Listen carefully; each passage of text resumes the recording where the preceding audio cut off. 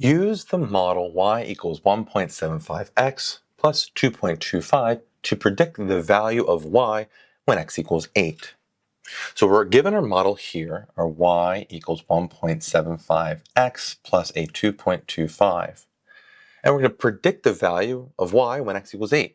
So we're going to take this 8 and plug it in for x and see what the y value is. So y equals 1.75 times x, which is 8, using here, plus 2.25.